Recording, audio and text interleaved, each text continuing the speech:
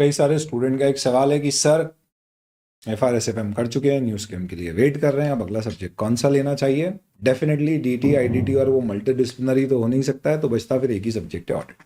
अगर हम ऑडिट लेते हैं तो उस केस में कितना अभी वाला बैच आपका हमारे लिए रेलिवेंट होगा और कितना हमें नया पढ़ना पड़ेगा, इनफैक्ट लेना भी चाहिए या नहीं। जो प्रपोज सिलेबस है, प्रपोज्ड, उसके अंतर्गत आप देख सकते हैं क्लियरली इंस्टीट्यूट ने डिफाइन किया है कि professional ethics liabilities of auditor 30 marks का होगा, जो आपके सिलेबस में मोर और लेस जैसा अभी है वैसा ही होना चाहिए। पर्टिकुलरली प्रोफेशनल एथिक्स, बिकॉज हम पूरा professional ethics, code of ethics के जो मैनुअल है वॉल्यूम 1-2 उसके ऊपर बेस करके पढ़ते, इसलिए वहां कोई मेजर चेंजेस की संभावना नहीं। एसेज आपके सिलेबस में अभी भी हैं और प्रपोज सिलेबस में भी है।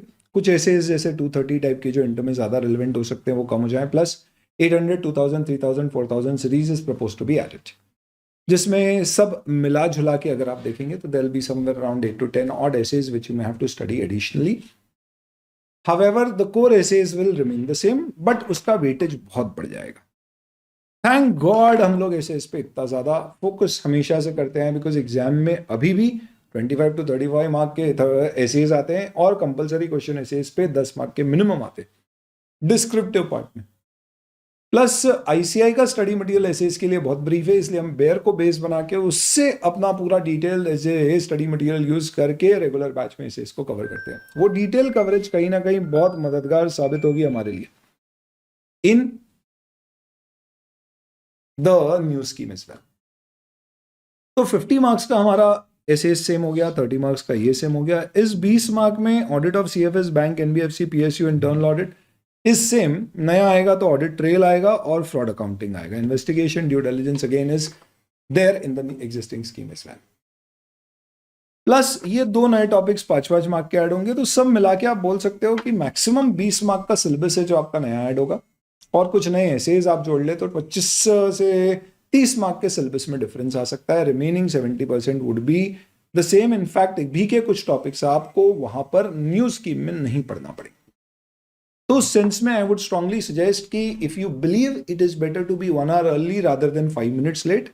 2023 की शुरुआत हम ऐसे करना चाहते हैं कि after 2 months we can say that we took the right steps, now we are comfortably placed, and अब हमारे पास ऐसा नहीं है कि समय कम है, बहुत सारे सब्जेक्ट करना है, जो चेंजेस इन सिलेबस है उनको भी हैंडल करना है। Then in that case I strongly suggest कि आप ऑडिट की अपनी जो अभी की रेगुलर बैच है, which has been latest record in 2022 August somewhere, and it has been updated with all amendments up to 31st October 2022. आप उस बैच को ले सकते हैं, बिकॉज उस बैच में you will find that when you start with that particular batch we have around 10 lectures for ethics.